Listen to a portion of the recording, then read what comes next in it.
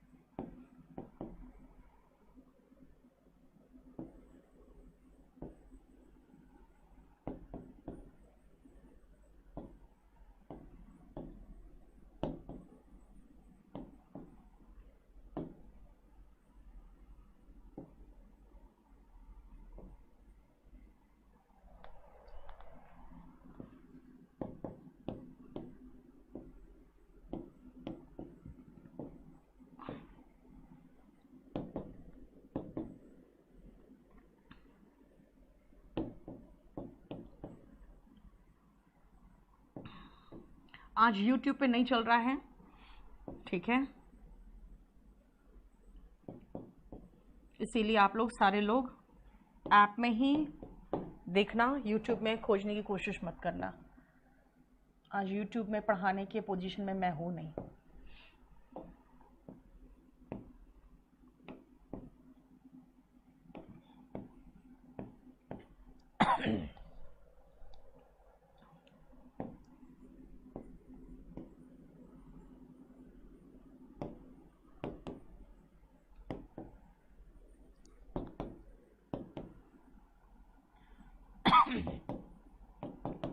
चलो, कुछ सेंटेंसेस दिया मैंने, पहले एक बार रीड करो फिर समझाती हूँ।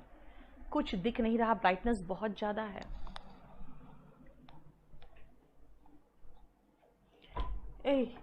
ये ब्राइटनेस कम करने का कोई उपाय है क्या? अब इस ब्राइटनेस को कम कर देंगे तो फिर कैसे दिखेगा इन लोगों को? हाँ? कैसे करूं? देखो, अच्छा वो स्क्रीन का ब्राइटनेस बोल रहे हो, ये तो साउंड का है। स्क्रीन का ब्राइटनेस तो ऐसे ही कम है, बहुत कम है।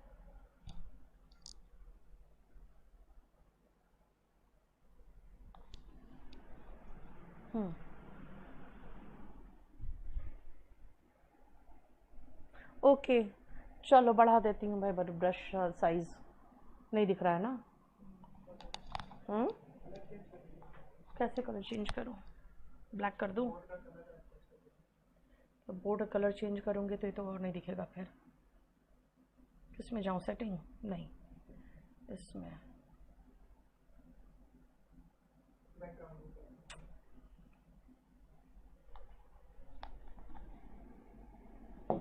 क्या हो गया?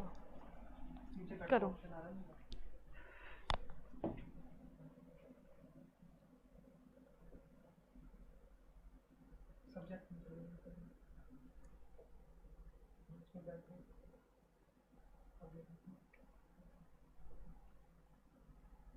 दिखेगा नहीं, हमने लिख दिया गलत ना। चलो छोड़ो।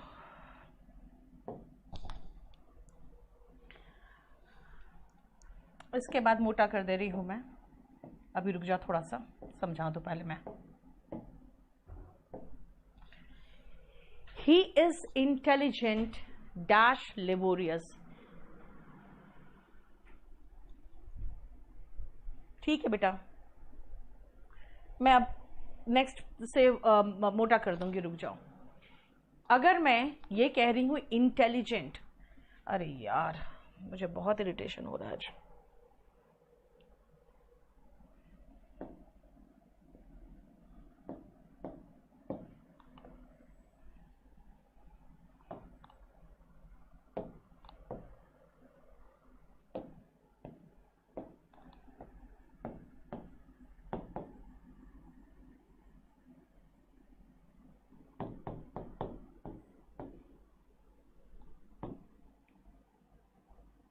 अब मुझे ये बताओ, इंटेलिजेंट होना भी अच्छी बात है, लेबोरियस होना भी अच्छी बात है। इसका मतलब है कि जब दोनों अच्छी क्वालिटीज हो, यानी डिजायरेबल हो। डिजायरेबल मतलब होता है बेटा जिसकी आप इच्छा करते हो, आप चाहते हो ये मेरे पास हो, है ना। दोनों डिजायरेबल है, तो दोनों डिजायरेबल है उसको जोड़ने के लिए एंड लगाएंगे। कंजंक्शन सोच समझ के लगाना पड़ेगा। इसका मतलब है फर्स्ट पॉइंट में मैं ये पढ़ रही हूं कि कंजंक्शन जो लगाना है वो वाक्य के अनुकूल होना चाहिए। अगर मैं कहूं he is intelligent as well as laborious, ये भी चलेगा, है ना। अगर मैं ही इज, यहां पर भी अगर मैं एक डैश लगा दूं और यहां पर भी एक डैश हो, इसका मतलब है कि आपके पास दो ऑप्शन है, तो हम कंजंक्शन का जोड़ा लगा सकते हैं। कंजंक्शन के जोड़े को बेटा कोरिलेटिव्स कहते हैं। अगर दो ब्लैंक होता तो मैं कहती he is both intelligent and laborious. समझ में आया? यानी अगर जोड़ा चाहिए तो बोथ एंड लगाओ, अगर आपको सिंगल वर्ड चाहिए तो एंड लगाओ, और अगर आप कंपाउंड कंजंक्शन चाहते हो, कंपाउंड का मतलब होता है कंजंक्शन लेकिन वो एक से अधिक शब्द का, तो देखो एज वेल एज लगा सकते हैं। क्लियर? समझ में आया? अब आओ, ठीक है, ही इज इंटेलिजेंट, इंटेलिजेंट तक तो सेम है, लेकिन आगे जो कह रहा है ही इज इंटेलिजेंट सेम है, लेजी कह रहा है। अब खुद सोचो, इंटेलिजेंट होना अच्छी बात है लेकिन लेजी होना अच्छी बात नहीं है, यानी एक डिजायरेबल है और दूसरा अनडिजायरेबल है। हम क्या लगाते हैं? बट लेजी, ठीक है ना। बट, यहां पे बट यूज होगा, यहां पे स्टिल या येट नहीं लगा सकते हो ठीक है।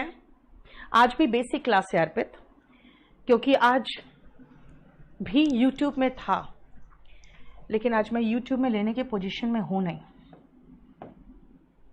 कहे ना, ऐसा समय आ गया है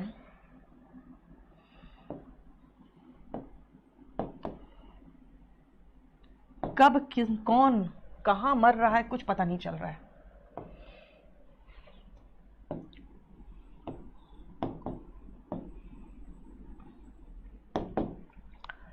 फिर से मेरे फैमिली में एक डेथ हो गया। अभी दिमाग इतना खराब हुआ पड़ा है ना कि हिम्मत नहीं हो रहा है। देखो, रिच होना अच्छी बात है, यानी ये डिजायरेबल एडजेक्टिव है, लेकिन माइजर बेटा नाउन है, लेकिन ये होना अनडिजायरेबल है, क्योंकि अगर आप रिच हो तो आपसे उम्मीद की जाती है कि आप दिलदार हो, आपसे ये उम्मीद नहीं की जाती है कि आप कंजूस हो।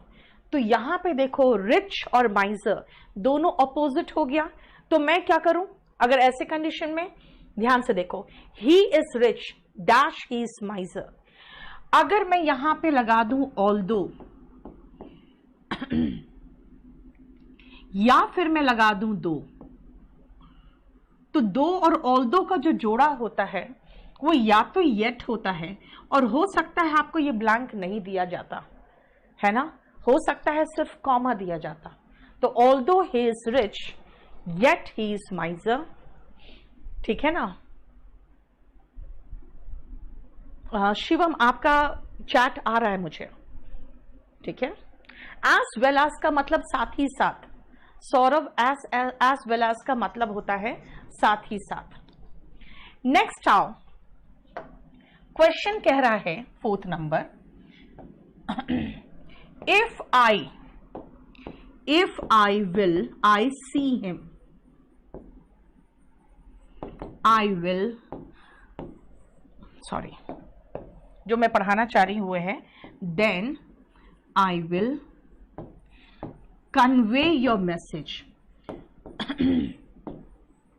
इसका मतलब है कि अगर मैं उसे देखूंगा ना तो आपका संदेशा दे दूंगा, आपका जो मैसेज है वो दे दूंगा। ठीक है, जरा देखो। अब ऑल्दो का मीनिंग हालांकि निकलता है बेटा। येट की जगह पे अगर आप बट लगाओगे तब तो आपका सेंटेंस बिल्कुल गलत हो जाएगा। शिवम, वैलिडिटी 1 ईयर होती है टोटल मिला के। अब सुनो, ऑल्दो का मतलब हालांकि। लोग सोचते हैं हालांकि फिर भी के लिए बट लगा देते हैं। जनरली आपको यही मिस्टेक देता है, ऑल्दो के साथ बट। देखो ध्यान से, मैं आपको क्या बताना चाह रही। एक तो सबसे पहले आपको जो सही एप्रोप्रिएट कंजंक्शन हो पहले तो वो लगाओ। दूसरा ये भी जरूरी है कि जो करेक्ट जोड़ा है, करेक्ट पेयर है, उसको भी लगाना जरूरी है। तीसरा, कुछ ऐसे पेयर्स होते हैं जो हम जबरदस्ती बना देते हैं। क्यों बनाते हैं? क्योंकि हमारी आदत होती है ट्रांसलेशन करने की। अब देखो, ट्रांसलेशन किया कि अगर मैं उसे देखूंगी तो, यस अब है, अगर मैं उसे देखूंगी, he is rich, he is a माइजर। नहीं बेटा, ऐसे नहीं। सूरज, एक दूसरे का कमेंट देखने की यहां जरूरत भी नहीं बेटा, और हम उसका ऑप्शन हमने यहां पर लगाया ही नहीं कि एक दूसरे का कमेंट देखें। उसका रीजन क्या है? फिर आपस में ही यूट्यूब की तरह तुम लोग चैट करते रहोगे, है ना। यहां पे आपको सीरियसली पढ़ना है। यूट्यूब में बहुत कुछ चलता है जो यहां नहीं चलता।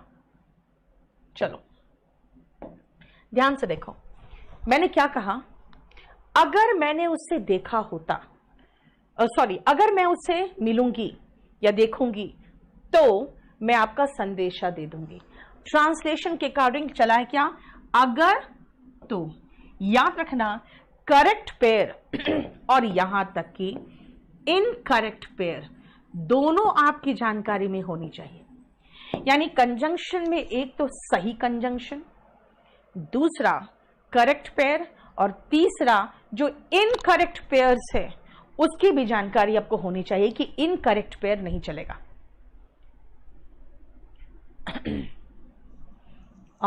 शुभा, मैंने एंड तो लगाया ही है, फिर मैंने एज वेल एज लगाया है, फिर मैंने बोथ एंड लगाया, बोथ एंड का जोड़ा लगाया।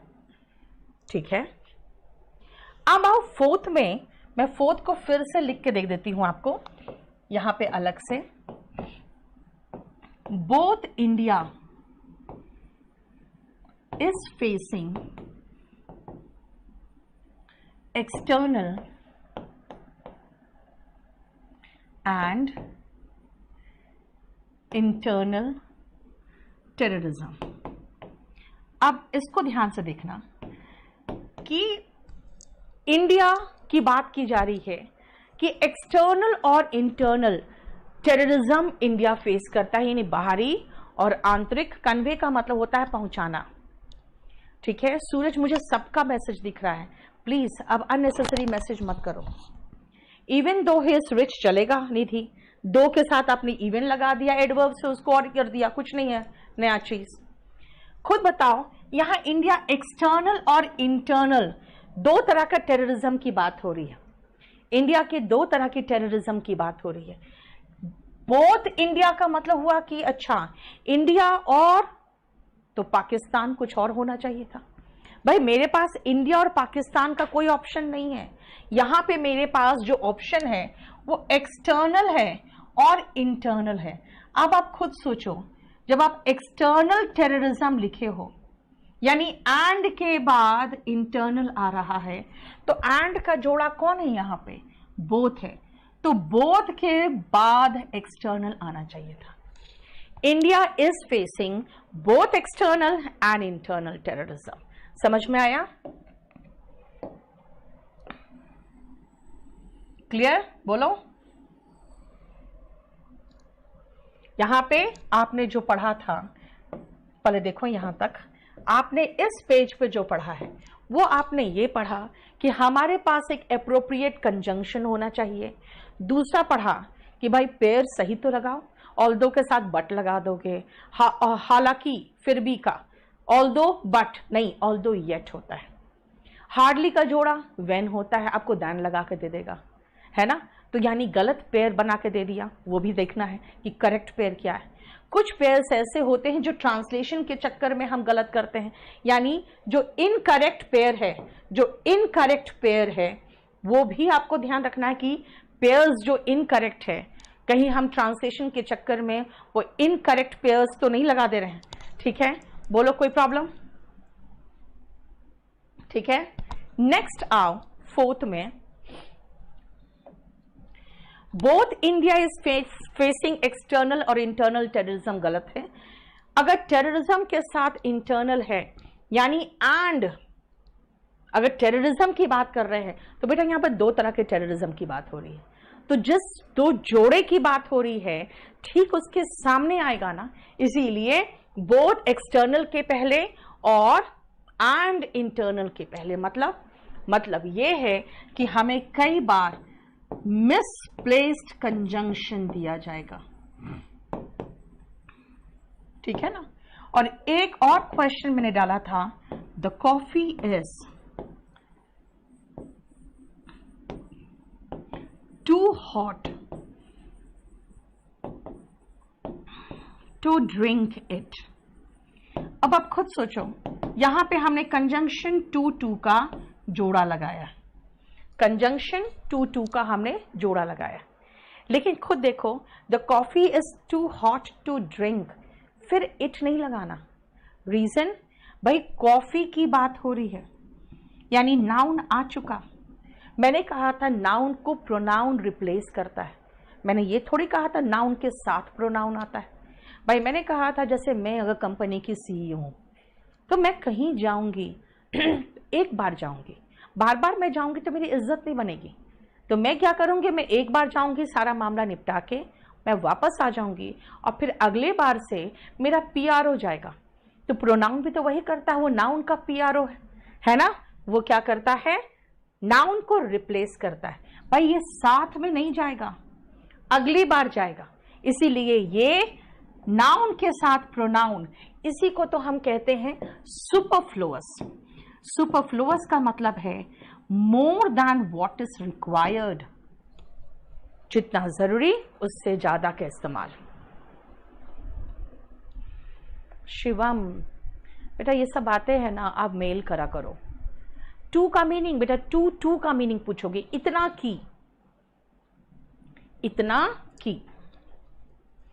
ठीक है। इसका मतलब क्या है, हमने जो पिछले क्लास में पढ़ा था सबका डेफिनेशन पढ़ा था। लास्ट में अगर हम कंजंक्शन का डेफिनेशन बताएं तो conjunction is nothing but joining word.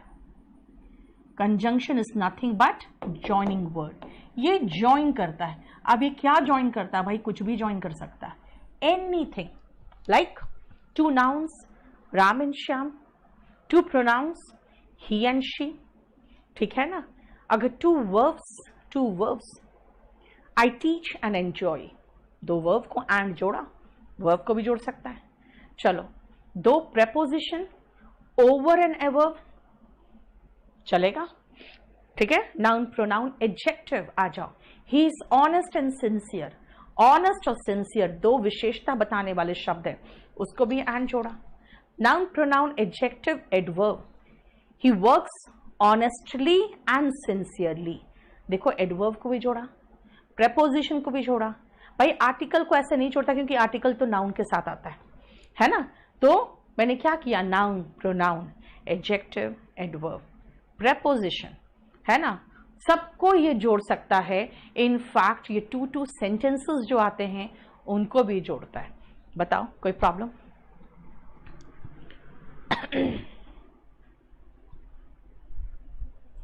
To Manish उतना डिटेल में अभी कैसे करा दे बेटा, अभी उतना डिटेल में नहीं करा सकते, ठीक है, फिर तो पूरा कंजंक्शन ही चैप्टर खत्म हो जाएगा आपका।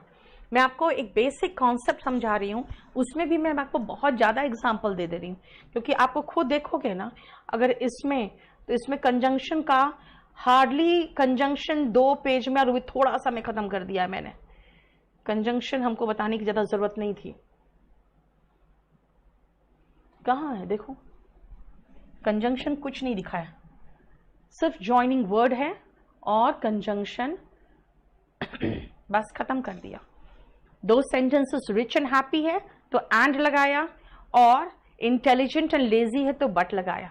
मैंने सिर्फ इतना ही समझाया था बेसिक कॉन्सेप्ट में कि एकदम जो एसेंशियल है कंजंक्शन, जो वहां पे उपयुक्त है, उसको आप वहां पे इस्तेमाल करो। Y 4 is incorrect? 4 इनकरेक्ट क्यों है? Just a second. 4 is incorrect because both is at the wrong place. तभी तो ना मैंने मिसप्लेस्ड कंजंक्शन लिखा है। It is at the wrong place. कहाँ है वो इंडिया के पहले बोथ है, जबकि बोथ कहाँ होना चाहिए था? एक्सटर्नल के पहले। India is facing both external and internal terrorism. समझ में आया? ठीक है, चलो अब आते हैं नेक्स्ट पॉइंट पे, और वो है यानी लास्ट हमारा इंटरजेक्शन। इंटरजेक्शन पे चलो मैं आपको कुछ सेंटेंसेस देती हूं।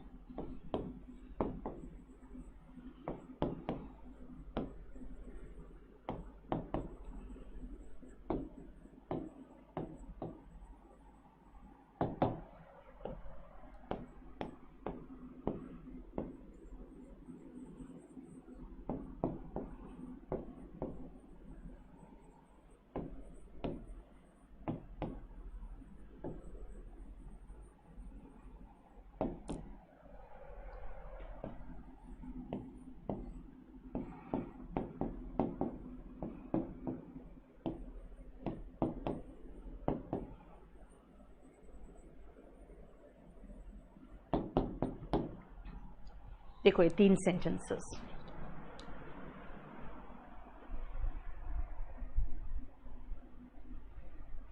बोथ ऑल्दो का।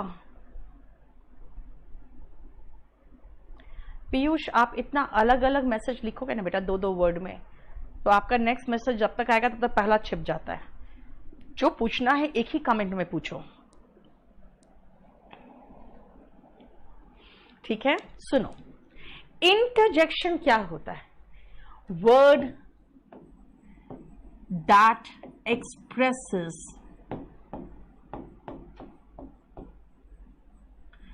gush of feelings,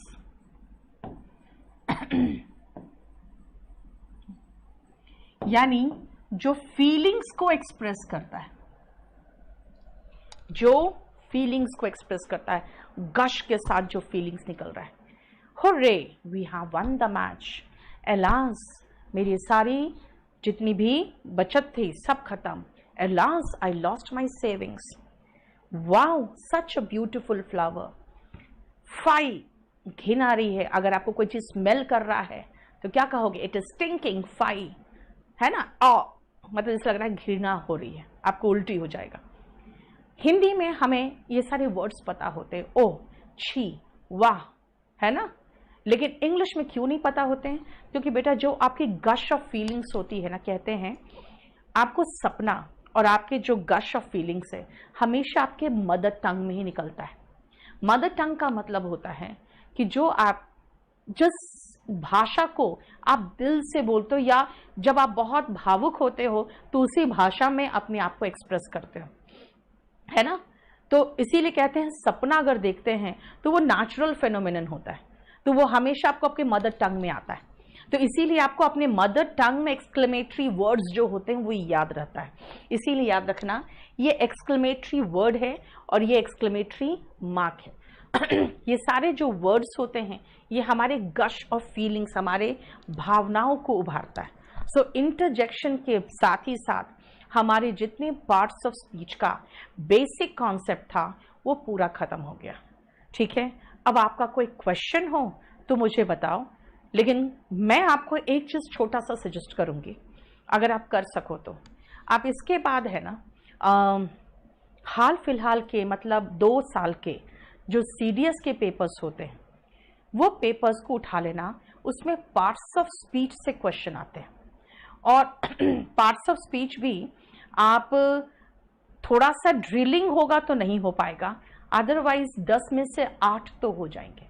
इसीलिए सीडीएस अगर कोई भी देने वाला हो तो आप लोग जरा देखना, उसमें 10 होंगे क्वेश्चंस पार्ट ऑफ स्पीच से। देखो बताओ, गश मतलब बेटा बहाव, अचानक निकलता हो जब, ठीक है। Word that expresses gush of feelings. Then के स्थान पर बेटा कॉमा ही लगाते हैं। अच्छा, वो मैंने हटाया नहीं था, मैंने कहा था रॉन्ग पेयर, रॉन्ग पेयर था तो इफ के साथ बेटा कुछ नहीं लगेगा, सिर्फ कॉमा लगेगा। मैंने यहां पर लिख दिया था इनकरेक्ट पेयर, लेकिन इफ के साथ बेटा देन नहीं आता। जब मैं आऊंगी, व्हेन आई कम, तब मैं आपसे मिलूंगी, then I will meet you, wrong है। व्हेन के साथ भी देन नहीं आता, है ना। तो कुछ ऐसे पेयर्स है जो जबरदस्ती हमने इसलिए बना लिए हैं क्योंकि हमें हिंदी से ट्रांसलेशन करने की आदत है। बताओ दीपक, आप लोगों के लिए बेटा मैंने कंप्लीट नोट्स पीडीएफ बना दिया है, ठीक है।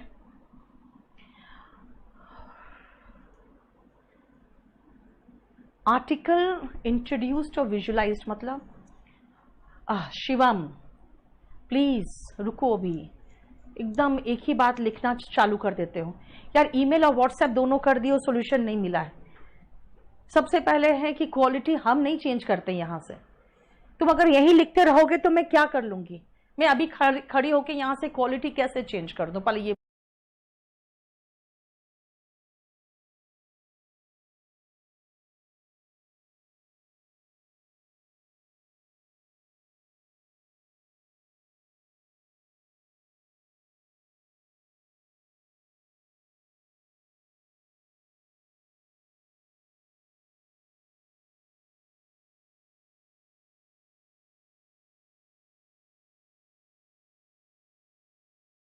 क्वेश्चंस ऐसे नहीं आते, नरेशन से क्वेश्चन आते हैं, ठीक है। नरेशन से क्वेश्चन आते हैं। वॉल्यूम 1 से हंसराज सिर्फ आप वोकैब करोगे। आर्टिकल द का यूज बता दीजिए नम्रता। आर्टिकल द, अगर मैं कहूं the girl sitting there, the girl sitting there, जिनके तरफ हम पॉइंट आउट कर सकते हैं। The boy we saw in the market, आप जानते हो मैं किसकी बात कर रही हूं, है ना। इसका मतलब बोलने वाला कहने वाला दोनों को पता है। स्विच ऑन द लाइट, अगर मैं जैसे कहूंगी मेरा स्टाफ उठ के वो लाइट जलाएगा जो एकमात्र लाइट है। जैसे आपने कहा था कि मैम ब्राइटनेस कम करिए, अब मैं खुद कंफ्यूज थी ब्राइटनेस कहां से कम करूं, just because of one reason, there is only one switch and we have switched on that light, है ना। तो दैट लाइट मैंने कहा, द लाइट मतलब वो जिसको हम पॉइंट आउट कर सकते हैं, हमें पता है कौन है। या फिर अगर मैंने कहा once upon a time there lived a king, अब उसके बाद जो मैं जिसको कहानी सुना रही हूं वो विजुलाइज कर सकता है कि किसकी कहानी सुना रही हूं। जैसे परसों, जैसे कोविड जब से मुझे हुआ है तब से मैं अपने बेटे को अपने साथ सुला नहीं रही थी। पहले वो मेरे बिना सोता नहीं था, 1 महीने से उसको पता चल गया है कि मम्मी के बिना सोने में ज़्यादा मज़ा है, क्योंकि रात को 2 बजे तक पबजी खेलते रहो, मम्मी देखती नहीं है। क्योंकि मैं कोविड से करीबन 21 दिन तक मैंने उसको अपने पास ही नहीं आने दिया। तो जब मैंने उसको कहा नहीं आकर मेरे पास सो, तो कहता है कहानी सुनाओ, क्योंकि उसकी आदत पहले थी कहानी सुन के सोने की। तो मैंने पूछा तुम कहानी क्यों बोलते हो मुझे सुनाने? तो कहता है जब तुम कहानी सुनाती हो ना तो वो पूरा पिक्चर चलने लगता है नज़र के सामने। That means he can visualise everything, he can visualise the character. तो जैसे मैंने कहा एक समय की बात है, एक राजा था, है ना, तुरंत दिमाग में वो राजा की छवि आ जाती है। फिर मैं कहूंगी the king had a daughter, जैसे मैंने कहा the king had a daughter, उस राजा की एक बेटी थी, है ना। तो अभी डॉटर ने सेकेंड लाइन पे, सेकेंड सेंटेंस पे डॉटर इंट्रोड्यूस हुई है, तो मैंने आर्टिकल ए लगाया। लेकिन सेकेंड सेंटेंस में किंग का फिर से रिपीटिशन हुआ तो मैंने द लगाया। मैंने क्या कहा? The king had a daughter. अब फिर अगर मैं ही और शी नहीं लगा रही हूं तो मैं कहूंगी the daughter was very beautiful, ठीक है। यानी कि अब मैंने द क्यों लगाया? क्योंकि डॉटर का इंट्रोडक्शन हो चुका है। 4th लाइन में मैं कहूंगी the king asked her daughter, है ना, what she wanted. The king asked his daughter. The king asked his daughter. यहाँ पे हिज पोजेशन बता रहा है, लेकिन देखो आगे जहां भी किंग आएगा द आएगा, राइट? याद रखना, पहली बार इंट्रोडक्शन होता है, जब दूसरी बार होता है तो हम उसके साथ आर्टिकल द लगाते हैं क्योंकि वो डेफिनेट हो चुका होता है। ठीक है? प्रोनाउंसिएशन, पंक्चुएशन, शिवम पंक्चुएशन से क्वेश्चन नहीं आता। वॉल्यूम 1 वॉल्यूम 2 बेटा मेरी किताब है kdpublication.com में। वॉल्यूम 1 से वोकैबुलरी बहुत लड़ता है और बच्चे बहुत पसंद करते हैं वॉल्यूम 1 को।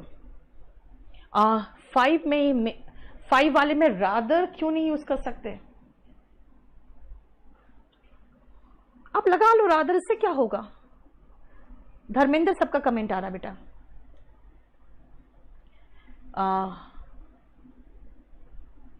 कौन से बैच में 18 और 19 शीट नहीं हुआ है बेटा, मुझे आप व्हाट्सएप कर दो, मैं करा दूंगी। सेंटेंस अरेंजमेंट सिलेबस में इसलिए नहीं मनीषा, क्योंकि बाकी चीजें जो है वो तो देखो एक चीज है, मैंने आपको सिलेबस में शुरुआत में दिया कि क्या क्या से आता है क्वेश्चन, उसमें grammar, vocabulary, sentence arrangement, cloze test, filling the blanks, ये सब दिया हुआ है। ठीक है? तो जब मैं चैप्टर पढ़ाऊंगी तो उससे डिटेक्टिंग एरर और सेंटेंस इंप्रूवमेंट का बुक तो तैयार है, वो साथ ही साथ आपको पूरा लोड करवा दूंगी। फिलिंग द ब्लैंक्स एक बार आखिरी प्रूफ रीडिंग चल रहा है, उसके बाद वो भी बुक ऐसे ही आपका लोड हो जाएगा। लेकिन वॉल्यूम 1 वॉल्यूम 2 अगर खरीद लो तो अच्छी बात है आप लोग, बाकी सारा मटेरियल आपका लोड होगा। अगर क्लास नोट्स खरीद लोगे तो अच्छी बात है, नहीं खरीदोगे तो भी पीडीएफ तो मिलेगा ही मिलेगा। अब मुझे पढ़ाने दो, मैं इसको खत्म कर चुकी हूं। ठीक है? आपका बेसिक कॉन्सेप्ट 5 वोकैबुलरी भी बच गया था।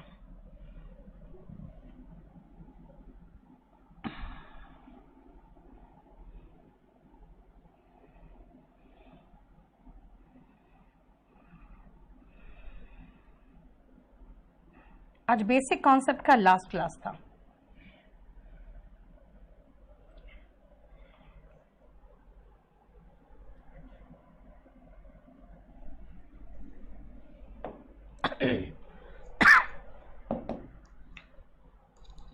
अच्छा, दूसरी बात है, अगर कुछ चीज लोड नहीं हुआ है, बाय चांस कुछ बचा रह गया हो, या किसी तरह का कोई इश्यू है जो मटेरियल लोडिंग से है या मेरे क्लास के पढ़ाने से रिलेटेड है बेटा, तो आप मुझे इस नंबर पे व्हाट्सएप कर देना। ठीक है? बाकी टेक्निकल चीजें मैं नहीं देख सकती हूं। वो क्या वॉल्यूम 1 से करोगे? देखो बेटा, वॉल्यूम 1 2017 का है, ठीक है, अच्छी है, बात है। लेकिन अगर आप कहोगे 2017 के बाद, तो बेटा मैंने उसमें 10 चैप्टर और ऐड किए हैं। अच्छा, दूसरी बात है, एसबीआई की बात कर रहे हो तो मेरा इंग्लिश पूरा कवर करेगा, एसबीआई भी कवर करेगा। लेकिन आप कहोगे नहीं एसबीआई ओरिएंटेड पढ़ाई है, तो मैं तो एक ही चीज सजेस्ट करूंगी बेटा, सिर्फ 1500 रेट है, सिर्फ 1500। आप एसबीआई क्लर्क का वैकेंसी भी जल्दी नहीं निकलता है, अगर वो बैच ले लोगे तो ठीक रहेगा। चलो, अब तुम लोग इतने क्वेश्चंस मत पूछो यार। शिवम, ट्रांसफॉर्मेशन आपके सिलेबस में नहीं है, इसीलिए वो सिर्फ सिलेबस में है उनके टीचर्स के एग्जाम में ट्रांसफॉर्मेशन। तो मैं क्या करती हूं, ट्रांसफॉर्मेशन के मामले में मैं किसी एक बैच में करा के उसको सब में लोड कर दूंगी, क्योंकि ट्रांसफॉर्मेशन आपके सिलेबस का पार्ट नहीं है बेटा।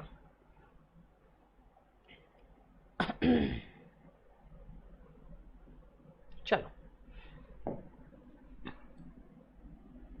हम लोगों ने बोला था मुझे 5 वो कैब मैंने नहीं कराया था 27 से। हाँ, ओके।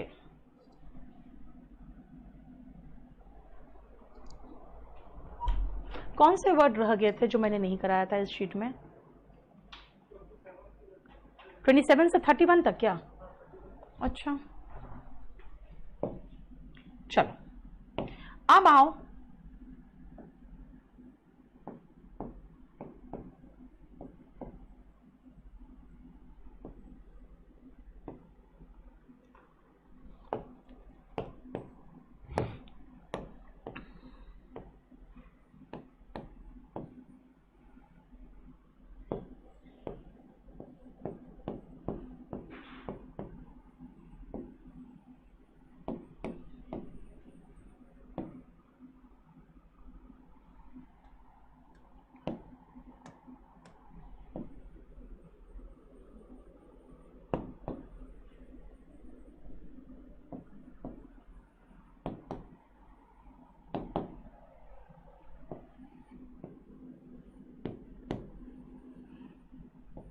सब आपका रूट है यहाँ पे, जो मैं लिख रही हूँ सब रूट लिख रही हूँ।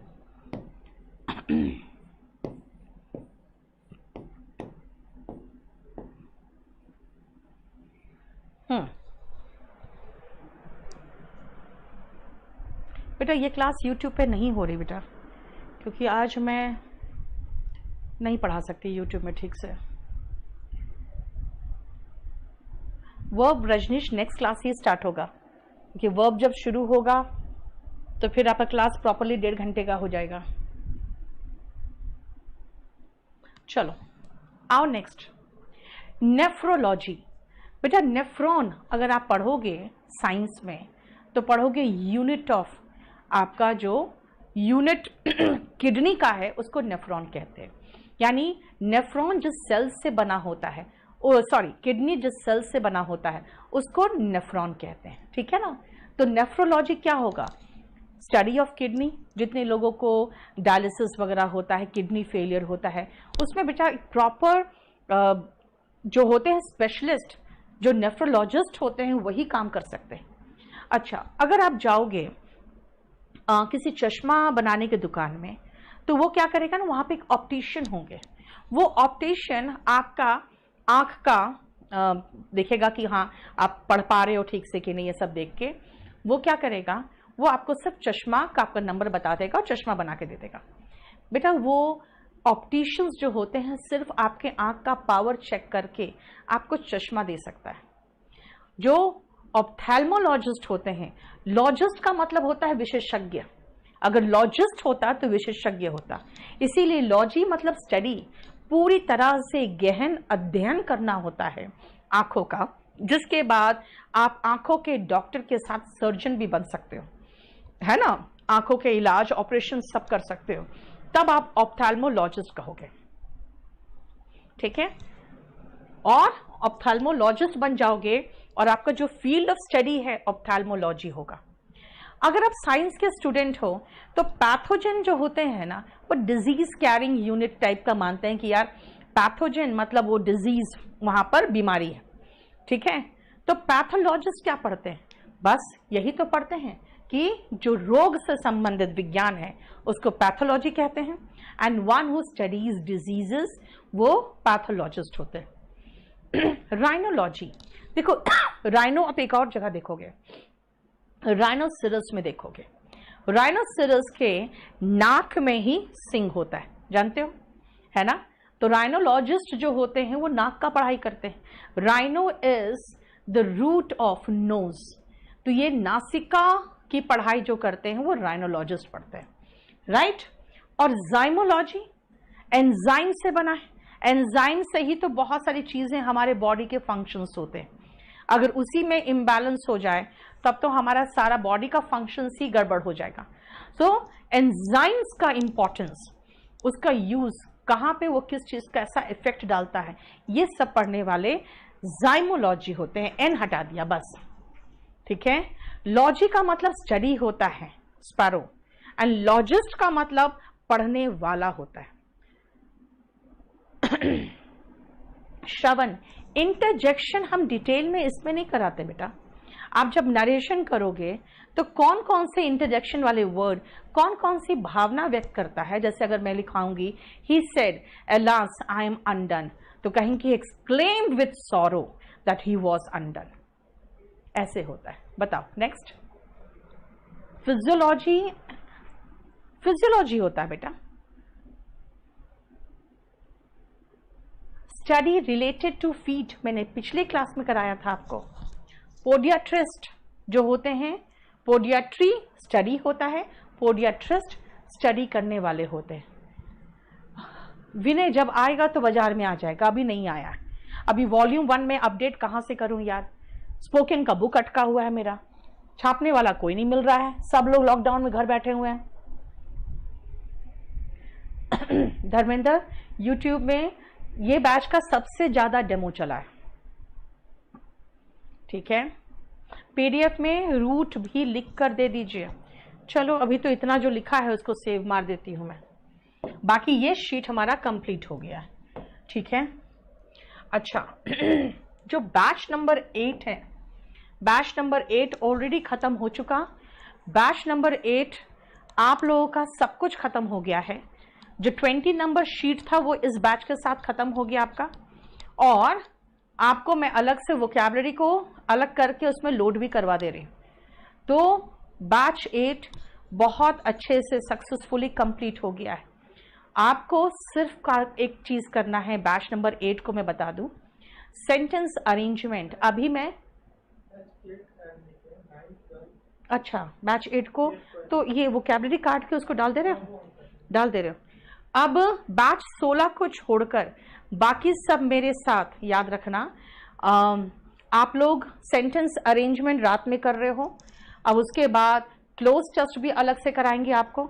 लेकिन 16 नंबर बैच अभी आपका सिर्फ क्लास चलेगा आज कौन सा दिन है? थर्सडे, ट्यूसडे, थर्सडे और सैटरडे, ठीक है, 5:30 बजे। चलिए और बताइए। वोकैबुलरी बेटा सिनोनिम और एंटोनिम के रूप में, वन वर्ड सब्स्टिट्यूशन के रूप में, इडियम्स एंड फ्रेजेस के रूप में आता है, ठीक है। कैसे आती है दीपक? अगर आप कम से कम केडी लाइव यूट्यूब चैनल में चले जाओ, उसमें पूरा मैंने 2019 का सीजीएल का टेस्ट पेपर डिस्कस किया है, सीएचएसएल का भी करीबन 5 टेस्ट पेपर डिस्कस हुआ पड़ा है। तो आपको एटलीस्ट इतना तो पता चल जाएगा कि प्री में क्वेश्चंस कैसे आते हैं, ठीक है।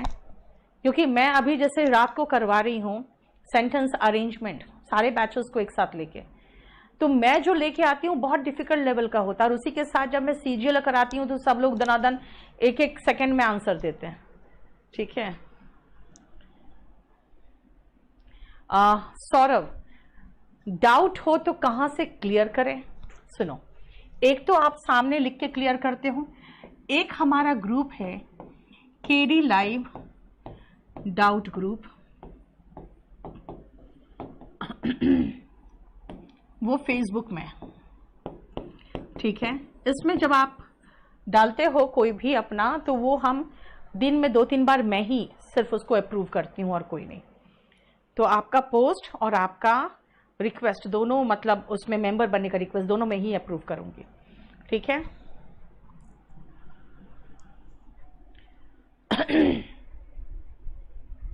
योगेश क्या लिख रहे हो यार? वर्ब एडवांस, वर्ब एडवांस इतना डिटेल में कराने के बाद भी तुम कह रहे हो वर्ब एडवांस?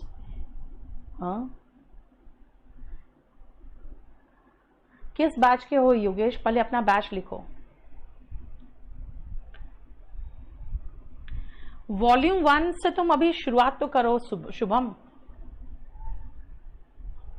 आनंद, हम टेलीग्राम चैनल पे डाउट्स पूछने का वो नहीं है option, Telegram channel KD live आप ज्वाइन तो कर लो।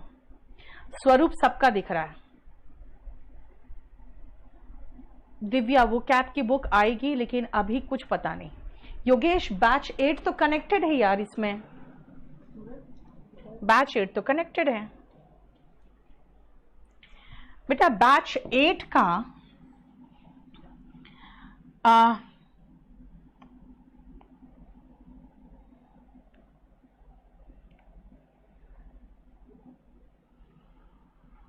योगेश, मुझे आप व्हाट्सएप करो बेटा, मुझे आप व्हाट्सएप करो।